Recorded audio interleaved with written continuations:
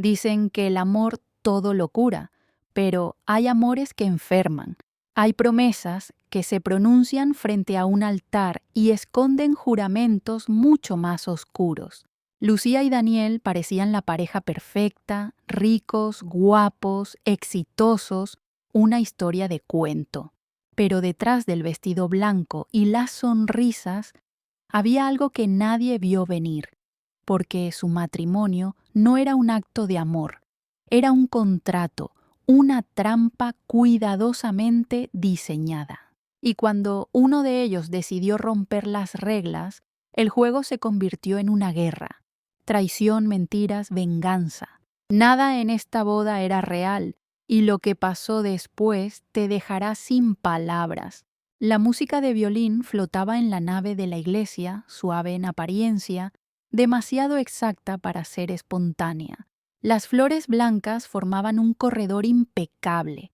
Los invitados sostenían sus teléfonos en alto, disparando flashes que parecían relámpagos domésticos.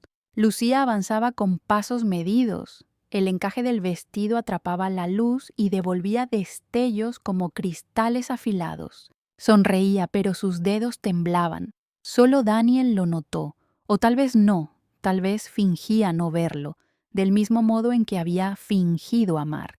El sacerdote abrió el libro y las palabras rituales llenaron el espacio como humo de incienso. Promesas de fidelidad, de cuidado, de futuro. Lucía respiró hondo para que su voz no se quebrara. Lo consiguió. Dijo sí con un hilo de voz que todos interpretaron como emoción. En realidad era control, puro control. Daniel dijo sí también. Su timbre sonó firme, redondo. Era el sí de un político que sabe dónde está cada cámara y cada voto. No era amor, era cálculo. Las alianzas brillaron en el momento exacto. El fotógrafo capturó el beso. La foto mostraba felicidad sin fisuras. Si alguien ampliara el reflejo en los ojos de Lucía, vería algo distinto. Vería un fuego frío que no pide permiso para arder. Vería una certeza elaborada durante años. Daniel, en cambio, proyectaba seguridad. El tipo de hombre que siempre tiene un plan B guardado en el bolsillo interior del traje. El banquete comenzó al atardecer en una mansión de fachada histórica. Copas de cristal, candelabros, mantel de lino. La banda tocaba estándares románticos. Alguien gritó que los novios debían bailar y así lo hicieron. Durante el giro más lento, Daniel susurró que mañana firmarían unos papeles para acelerar procesos patrimoniales. Lo dijo como quien comparte una broma inocente. Lucía asintió con una sonrisa que se parecía mucho a un espejo roto. Daniel se escabulló por un pasillo cuando creyó que nadie lo veía. Se reunió con un hombre vestido de negro, sentado en una mesa secundaria. Parecía un invitado más, pero no levantaba la vista del maletín. Daniel preguntó si todo estaba listo. El hombre respondió que sí, solo faltaba la firma de ella. Hubo un apretón de manos, 2 gestos y un parpadeo. Ningún testigo a simple vista, o eso creían. Lucía regresó al tocador. Se miró sin filtros. La base de maquillaje había empezado a ceder. Apareció la piel real, con ese brillo que deja la tensión. Recordó la primera vez que escuchó el nombre de Daniel en las noticias. Un empresario que rescataba compañías al borde de la quiebra, un hombre de sonrisa confiada, un filántropo reciente. Recordó también cómo su familia se había desmoronado cuando un socio anónimo les arrebató la empresa. Nunca encontraron el rastro. Solo había cifras y firmas ocultas tras sociedades hermanas. Aquel día juró que encontraría la grieta. Hoy estaba casada con ella. El brindis la devolvió al salón. Daniel levantó la copa y habló de futuro, de construir algo juntos, de honestidad. La palabra honestidad quedó suspendida como un insecto atrapado en ámbar. La gente aplaudió, un tío lloró, una amiga de la infancia abrazó a Lucía y le dijo que por fin la vida era justa. Lucía la abrazó también y por un segundo dudó. Dudó si todo aquello no era una locura que acabaría arrasándolo todo, incluso a los inocentes que creían en finales felices. En el jardín, la noche encendía grillos. Lucía salió a respirar. Una brisa cálida le trajo el olor del jazmín y el rumor de vasos que chocan. Pensó en su madre, en sus manos gastadas por tantos años de insistir. Pensó en su padre, que dejó de hablar de negocios para no dejar de hablar con ella. Pensó en la palabra venganza y trató de quitarle el brillo. No pudo, había llegado demasiado lejos para retroceder. Cerró los ojos y se dijo a sí misma que iba a terminar lo que empezó, que Daniel no era el único que iba a poner una firma al día siguiente, que ese matrimonio era una trampa con dos dueños. Regresó al salón con la espalda recta. Aceptó otro baile, rió en el lugar exacto, puso la mano sobre la de su esposo y la apretó lo suficiente para que él entendiera que también estaba dispuesta a jugar. Cuando los invitados comenzaron a despedirse, Daniel se permitió aflojar el nudo de la corbata. Dijo que todo había salido perfecto. Lucía respondió que lo perfecto no existe, solo la apariencia. Él rió como si aquello fuera una observación filosófica menor.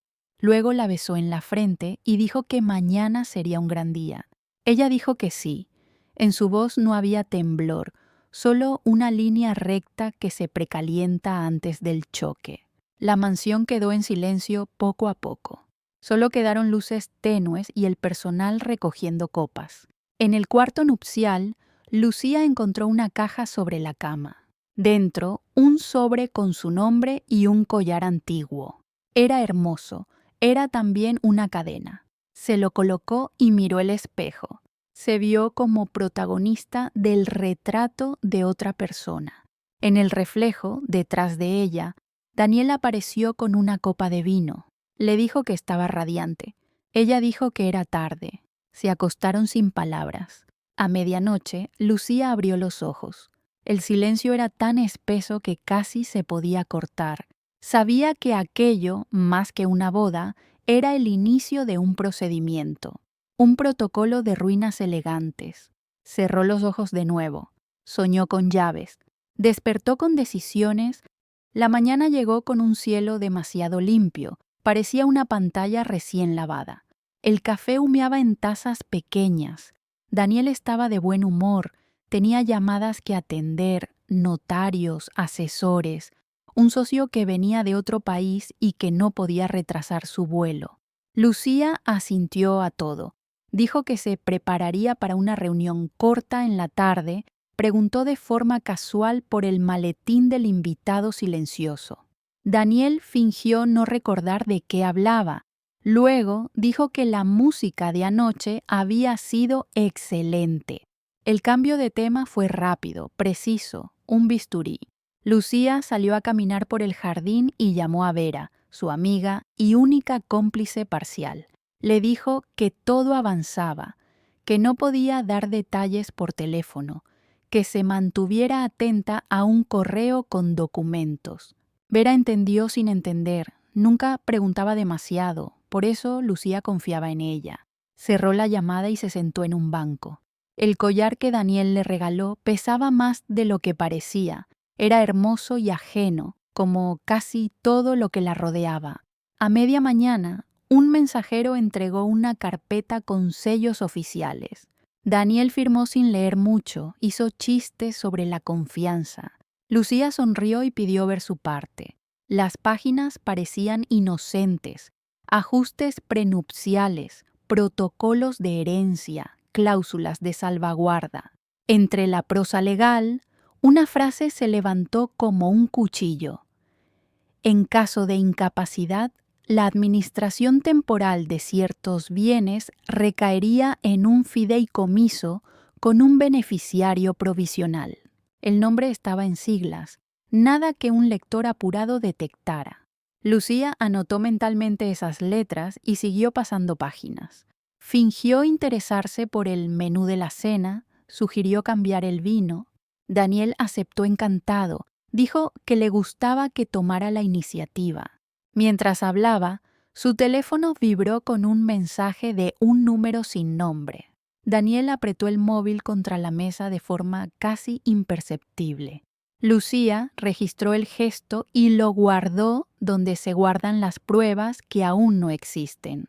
Por la tarde, llegaron 2 hombres con trajes discretos. Uno de ellos era el del banquete. Se presentaron como representantes de un despacho, mostraron documentos, hablaron de plazos. Dijeron que hoy mismo podrían adelantar firmas para que todo fluyera sin contratiempos. Lucía pidió tiempo para leer con calma. Daniel dijo que, por supuesto, el tiempo que necesitara. Luego presionó con una sonrisa que no llegaba a los ojos. Recordó la agenda apretada, recordó el vuelo del socio, recordó que algunas oportunidades no esperan. Lucía pidió que la dejaran sola 1 hora. Encerrada en el estudio, comenzó a leer en serio, subrayó con lápiz, detectó cambios de tipografía, pequeños como insectos. Vio una tabla escondida en un anexo que no aparecía en el índice. Allí estaban las siglas otra vez y un apellido extranjero, el mismo que había visto años atrás cuando su familia perdió la empresa. Sintió que el corazón empezaba a golpear en el sitio equivocado. Respiró hondo. Pensó en su madre sirviendo café en tazas que ya no eran suyas. Pensó en el día en que comprendió que la justicia escrita no siempre coincide con la justicia real. Abrió su propio plan.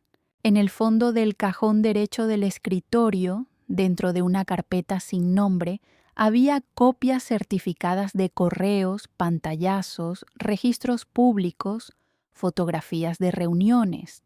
Había tejido esa red durante meses. El hilo de Ariadna ahora brillaba sobre el papel. Necesitaba solo un movimiento más para que la estructura se revelara. Le faltaba una firma, la suya, no en los documentos de Daniel, en una denuncia preparada para despertar si algo salía mal. Un correo programado que viajaría a periodistas y autoridades si una palabra clave aparecía en una llamada. La palabra era jazmín. La eligió por el olor del jardín y por el recuerdo de su infancia. Regresó a la sala con los hombres del despacho, sonrió, dijo que todo parecía correcto, pero que quería una copia digital para revisarla con su abogado. Daniel habló antes que ellos. Dijo que no había problema, que confiaba plenamente en la transparencia. Hubo un intercambio de miradas. El del maletín negó con un gesto casi invisible. Daniel sostuvo su sonrisa. Lucía percibió la fisura. La sonrisa ya no era una máscara, era un pliegue a punto de romperse. Se levantó y propuso brindar para bajar la tensión. Trajo una botella que había pedido por la mañana, sirvió 3 copas, brindaron. Los hombres bebieron de un trago corto. Daniel tomó un poco más. Lucía apenas humedeció los labios. En ese breve silencio, el móvil de Daniel volvió a vibrar. Esta vez no lo ocultó. Leyó el mensaje y dijo que debía tomar una llamada. Salió al pasillo y cerró la puerta con un clic. Los hombres del despacho aprovecharon para ordenar papeles y ajustar el orden de las firmas. Lucía miró sus manos, estaban quietas, eso era buena señal. Cuando Daniel regresó ya no bromeó. Anunció que había una condición nueva, una garantía adicional para protegerlos de malas interpretaciones fiscales. La cláusula era simple. Si Lucía no firmaba esa tarde, quedaría constancia de que su voluntad estaba en duda. Una evaluación médica podría considerarse. Un juez podría intervenir. Todo por su seguridad. Dijo seguridad como si dijera caricia. La palabra cayó en el centro de la mesa y dejó un cráter. Lucía no perdió el hilo. Preguntó por el fideicomiso y por las siglas. Daniel dijo que eran temas técnicos. Los hombres del despacho asentían con la cabeza. Uno de ellos sudaba. La sala ya tenía frío. Lucía respiró hondo y dijo que firmaría, pero con una condición. Quería que la reunión se trasladara al registro público del centro. Allí, con cámaras y funcionarios, levantarían el acta. Quería transparencia real, no promesas. Daniel se tensó. Sus ojos calcularon rutas de escape. Aún así aceptó. No podía negarse sin confesar la trampa. Caminó al registro. Lucía miró por la ventana del coche. La ciudad parecía estar hecha de reflejos, semáforos, vidrios, autos. Pensó que la verdad no suele estar en el centro de las cosas visibles, sino en los bordes, donde nadie mira. En el semáforo, un vendedor ambulante ofrecía flores, jazmín. El aire se llenó del mismo aroma que la había acompañado desde anoche. Ese olor activó algo, recordó la palabra clave, recordó el correo programado, recordó que no había vuelta atrás. Entraron al edificio con pasos coordinados, los funcionarios verificaron identidades, se preparó una sala. Las cámaras del lugar tenían puntos ciegos, pero también ángulos rebeldes. Uno de ellos captó a Daniel haciendo una seña mínima al del maletín. Otro ángulo captó a Lucía enviando un mensaje corto, solo una palabra: jazmín. El funcionario leyó las cláusulas una por una. Lucía hizo preguntas. Las respuestas fueron correctas en apariencia. Esa apariencia era su territorio. Firmó un primer documento inocuo, luego otro. Cuando llegó la cláusula del fideicomiso, exigió que se clarificaran las siglas y los beneficiarios. Uno de los hombres dijo que eso se hacía en anexos confidenciales. Lucía sonrió. Pidió que constara en acta que se negaban a transparentar ese punto. El funcionario alzó las cejas, miró a Daniel. Daniel dijo que todo estaba en orden. En su voz ya había un metal que no estaba por la mañana. La tensión se sostuvo, fina como una cuerda, hasta que un sonido interrumpió la escena. Fue el timbre de un correo en el teléfono del funcionario, luego el suyo, luego el de un guardia.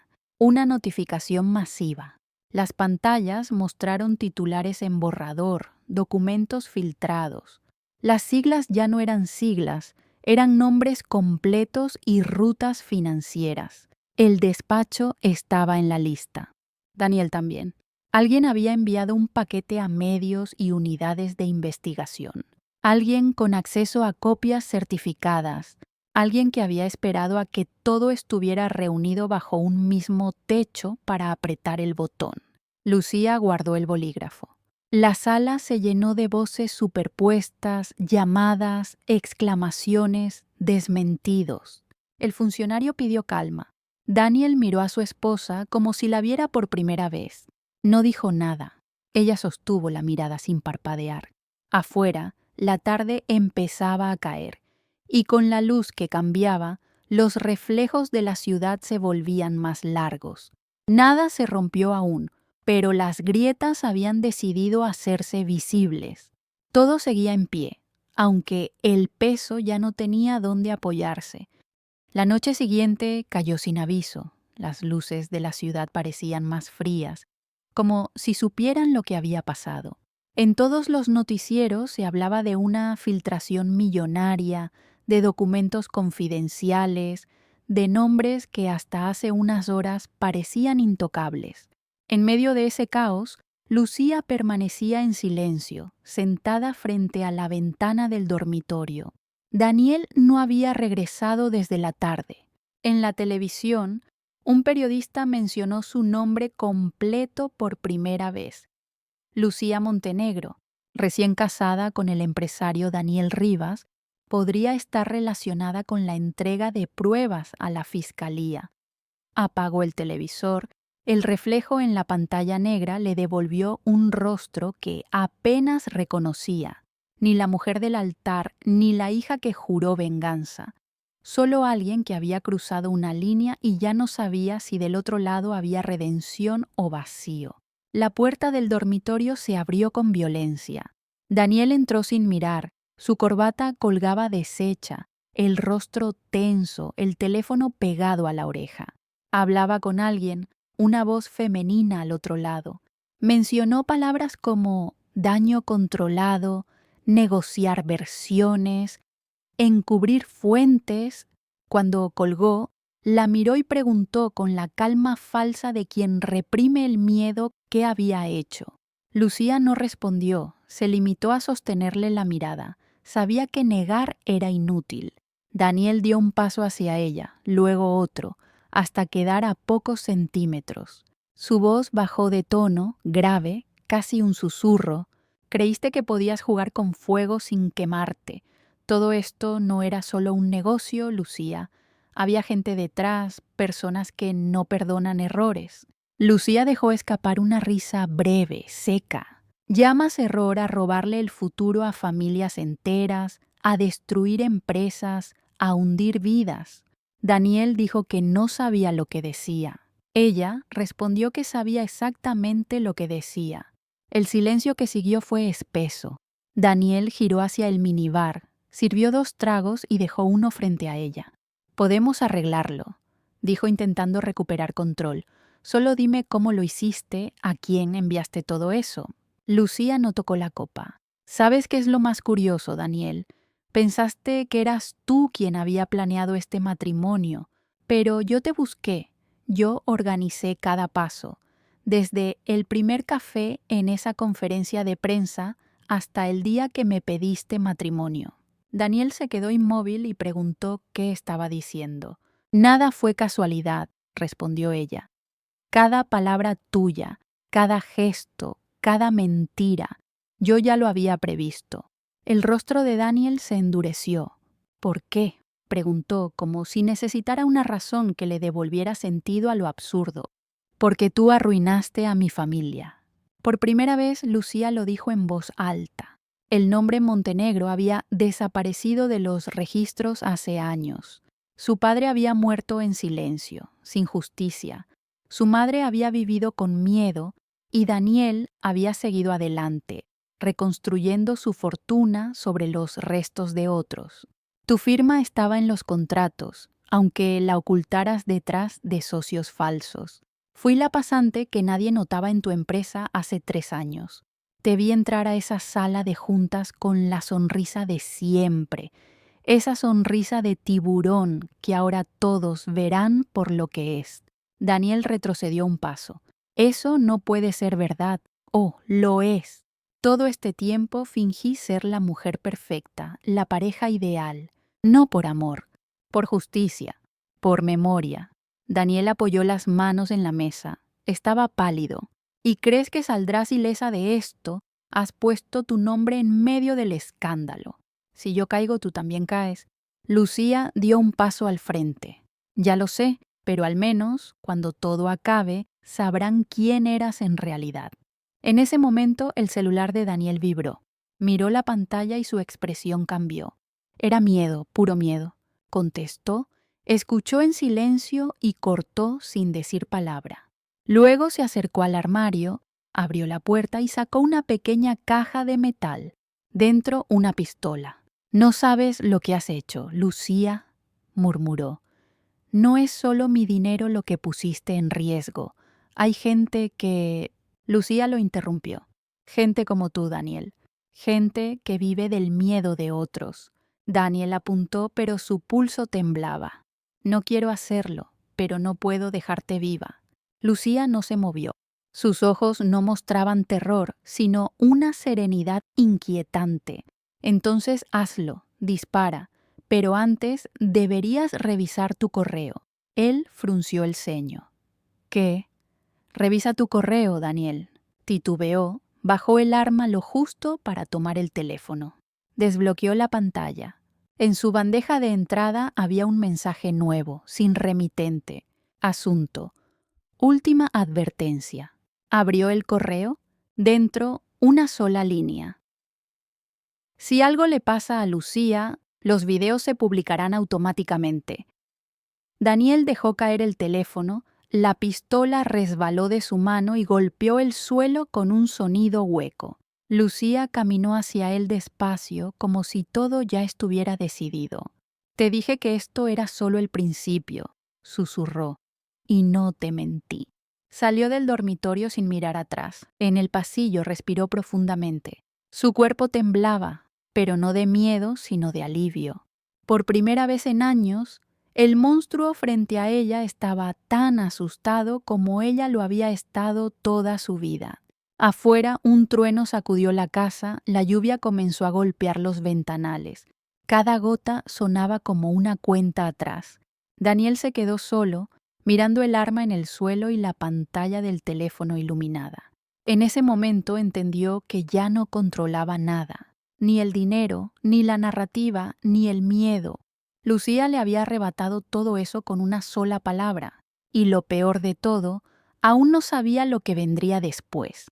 Lucía tampoco, porque en las sombras alguien más había estado observando todo, alguien que conocía tanto a Daniel como a Lucía y que tenía sus propios planes. El amanecer llegó sin luz, el cielo era una masa gris, pesada, como si también cargara los secretos que nadie quería confesar. Lucía no había dormido. Había pasado la noche en un pequeño apartamento al otro lado de la ciudad, uno de esos lugares anónimos que nadie recordaría haber visto. El eco de la lluvia aún persistía, un goteo constante en el alféizar. En la mesa, su laptop permanecía abierta. En la pantalla, una carpeta cifrada mostraba 3 palabras. Plan final, no abrir. Encendió un cigarrillo. El humo dibujó formas en el aire mientras revisaba las noticias. Daniel estaba en todos los titulares. Las acciones de su empresa se desplomaban. Los socios lo habían abandonado y, lo más extraño de todo, la policía lo buscaba no solo por fraude, sino también por la desaparición de un hombre, Miguel Vargas, su asesor de confianza, el del maletín negro. Lucía se detuvo. Miguel había estado en la boda, en el despacho, y ahora estaba desaparecido. Sintió un escalofrío. Eso no era parte del plan. Mientras procesaba la información, su teléfono vibró. Un número desconocido. Dudó unos segundos antes de contestar. La voz era masculina, pausada, pero con una calma que asustaba. Señora Montenegro, o debería decir señora Rivas. Lucía apretó el móvil. ¿Quién es? Alguien que sabe que no debería haber jugado con fuego ajeno. El corazón de Lucía se aceleró. Si buscas a Daniel, ya no puede ayudarte. Todo está saliendo a la luz. Eso es precisamente el problema. Hay cosas que nunca debieron salir a la luz. La llamada se cortó. Lucía intentó devolverla, pero el número no existía. En ese instante, la carpeta en su pantalla se abrió sola. Archivos que creía protegidos comenzaron a copiarse, a replicarse en múltiples carpetas. Alguien había entrado en su sistema. Un mensaje apareció escrito en letras rojas. El plan no era solo tuyo, Lucía. Sintió un nudo en el estómago. Se levantó de golpe, revisó las cortinas, miró por la ventana. Un coche negro estaba estacionado frente al edificio, el motor encendido, nadie bajaba. Corrió a la habitación y abrió una caja metálica que guardaba bajo el piso. Dentro, pasaportes falsos, dinero y un pequeño USB. Era su red de seguridad, pero ahora parecía inútil. Su teléfono volvió a vibrar, esta vez un mensaje con una foto. Ella misma, tomada desde afuera, segundos antes. No corras, solo queremos hablar. El aire se volvió pesado, cada sonido, cada sombra. Parecía demasiado nítido. Lucía apagó el ordenador, metió el USB en el bolsillo y se dirigió hacia la puerta trasera. No había dado 3 pasos cuando el pestillo giró solo. Daniel estaba allí. No era el mismo hombre que había amenazado con una pistola la noche anterior. Parecía destruido o tal vez vacío. Su traje arrugado, el rostro demacrado, los ojos hundidos. «Tenemos que irnos», dijo con voz ronca. «¿Irnos?», repitió ella, retrocediendo un paso. «¿De qué estás hablando? No era solo un plan financiero, Lucía. Todo esto no era mío. Lucía sintió que el suelo se le movía bajo los pies. ¿Qué estás diciendo? Miguel no era mi asesor, era un intermediario. Trabajaba para alguien más. Ellos me usaron mi nombre, mis empresas, y ahora también te usaron a ti. Lucía negó con la cabeza. Eso no tiene sentido. Claro que lo tiene. Pensabas que estabas vengándote de mí, pero en realidad eras parte de algo más grande. Todo estaba diseñado para que la caída pareciera mía y la filtración tuya. Tú eras la pieza perfecta, una víctima con motivos, un rostro limpio. Lucía sintió un vacío en el pecho. No, no puede ser. Mírate, dijo Daniel con amargura. Eres el anzuelo perfecto, la esposa traicionada que se convierte en verdugo. Pero ellos van a borrar a los dos. De repente, un golpe seco retumbó en la ventana. Daniel se movió rápido, empujándola al suelo. Un disparo. El cristal se astilló. Lucía gritó. Daniel la arrastró hacia el pasillo. «Muévete», gritó, y salieron por la escalera trasera. Bajaron los escalones corriendo. El eco de sus pasos se mezclaba con otro sonido. Motores. Al llegar al callejón, 2 vehículos oscuros bloqueaban las salidas. Daniel la tomó del brazo. «No mires atrás». Le entregó una llave USB. «Toma esto. Ahí está todo». ¿Qué es? La prueba de quién está detrás. Pero escúchame bien, no confíes en nadie, ni siquiera en mí. Antes de que Lucía pudiera responder, una puerta lateral se abrió y hombres armados entraron al callejón. Daniel empujó a Lucía hacia una cerca y gritó que corriera. Ella corrió. No miró atrás. Escuchó disparos, un grito y luego silencio.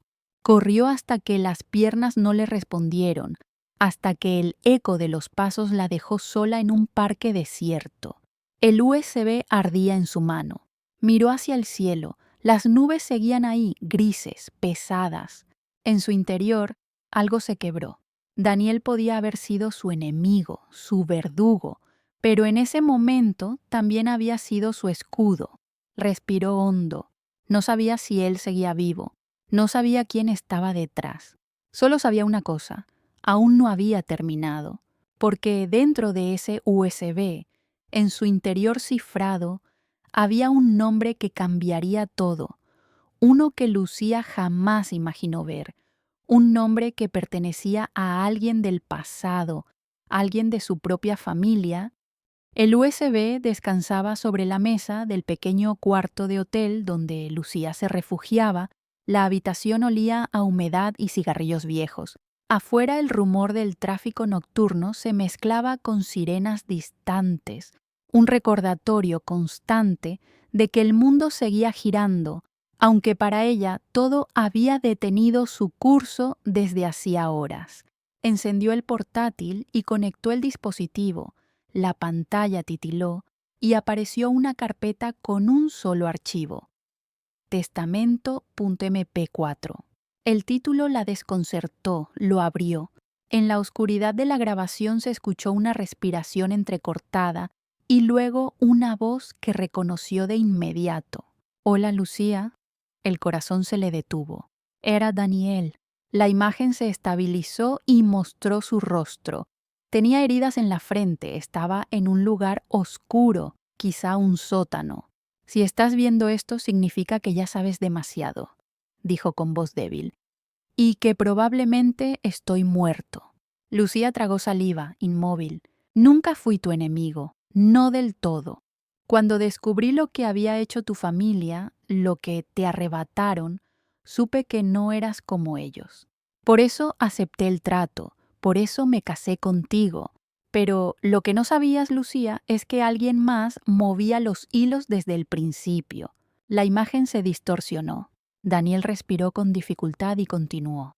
«El fideicomiso, el dinero, los documentos, todo fue diseñado por una persona que conoces mejor que nadie.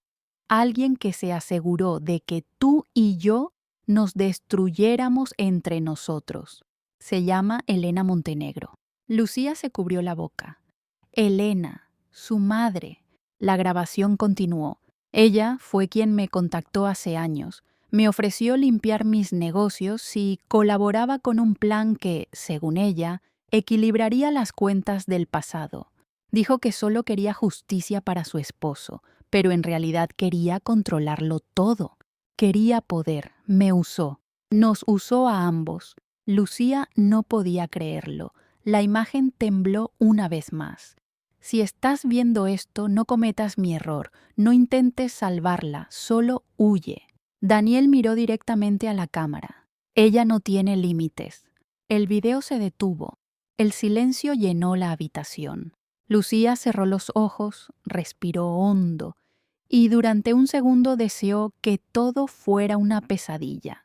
Pero el timbre del teléfono la arrancó del trance. Un número oculto.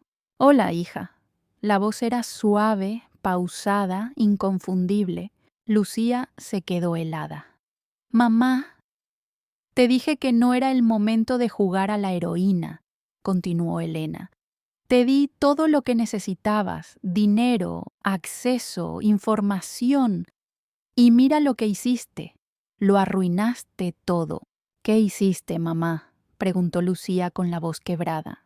«Lo que tú nunca tuviste el valor de hacer, sobrevivir. Tu padre no fue una víctima, fue un idiota que se metió donde no debía. Daniel solo siguió mis instrucciones. Pero tú tenías que enamorarte, tenías que sentir compasión». Lucía sintió una punzada en el pecho. «¿Por qué me mentiste?». «Porque necesitaba que creyeras. El dolor te hace convincente. Nadie actúa tan bien como alguien que sufre». Lucía apretó el teléfono con tanta fuerza que sus dedos dolieron. «Tú planeaste todo esto, desde el principio». «Claro que sí», respondió Elena con una calma escalofriante, «y lo volvería a hacer». Hubo un silencio breve, cargado. «¿Dónde está Daniel?», preguntó Lucía finalmente. «No lo sé y francamente no importa. Lo que importa es que tienes algo que me pertenece, ese USB. Entrégamelo y te prometo que todo acabará». Lucía se levantó mirando el reflejo de su rostro en el espejo roto del baño. Por primera vez no vio a una víctima ni a una vengadora, vio a alguien diferente. «No, mamá», dijo con voz firme, «no voy a entregártelo». «Lucía, tú destruiste a todos, incluso a mí, pero esta vez no vas a salirte con la tuya». Colgó. Corrió hacia la ventana. En la calle un coche negro se detuvo frente al hotel. Dos siluetas salieron. Lucía agarró su bolso, el USB y bajó por las escaleras de emergencia. En el vestíbulo, una empleada la miró con extrañeza. Lucía apenas asintió y salió corriendo a la noche. La ciudad estaba envuelta en una lluvia fina. Tomó un taxi sin destino. Mientras avanzaban entre luces rojas y reflejos, pensó en todo lo que había perdido y en lo que aún podía hacer. El USB contenía más que pruebas. Tenía acceso a las cuentas de Elena, a los movimientos financieros que la conectaban con políticos, jueces, empresarios, todo un imperio construido sobre mentiras. Lucía miró al conductor por el retrovisor. «Lléveme a la estación de policía más cercana», dijo con voz segura. El hombre asintió. Pero al girar la esquina, Lucía notó algo extraño. El coche no se dirigía hacia el centro, sino hacia los suburbios. «Señor, no es por aquí». El conductor no respondió. «¿Me escucha?», repitió alzando la voz. El hombre giró lentamente el rostro. Era Miguel Vargas, el asesor desaparecido. «Tu madre manda saludos», dijo con una sonrisa. Lucía abrió la puerta en movimiento y se lanzó al asfalto. Rodó, golpeándose el brazo, pero se levantó de inmediato y corrió bajo la lluvia. El USB seguía en su mano. Detrás de ella, el coche frenó en seco. Miguel salió gritando su nombre, pero Lucía se perdió entre las calles mojadas. Corrió hasta el amanecer. Cuando el sol finalmente apareció, se encontraba frente a un edificio gris sin letreros, un diario independiente, el mismo que había publicado la filtración anterior. Entró, entregó el USB a la recepcionista y dijo solo una frase: Ahí dentro está la historia completa. Publiquen todo. Horas después, mientras la ciudad despertaba, los titulares estallaron como fuego. Elena Montenegro, la mente maestra detrás de una red internacional de lavado y manipulación financiera. Se filtran grabaciones que confirman su implicación en múltiples delitos. Lucía observó las noticias desde una cafetería anónima. Nadie la reconocía. La lluvia había cesado. En la pantalla, la foto de su madre aparecía enmarcada entre palabras de escándalo y traición. Por primera vez el silencio no dolía. Sacó una pequeña caja de su bolso. Dentro, el anillo de boda. Lo colocó sobre la mesa y lo dejó allí, sin mirar atrás. La cámara invisible del narrador se aleja, mostrando a Lucía caminando sola por una avenida mojada, bajo un cielo gris que empezaba a clarear. No había victoria, no había perdón, solo verdad. Y, en el fondo, un susurro apenas audible. El amor puede ser una mentira, pero la verdad también puede matar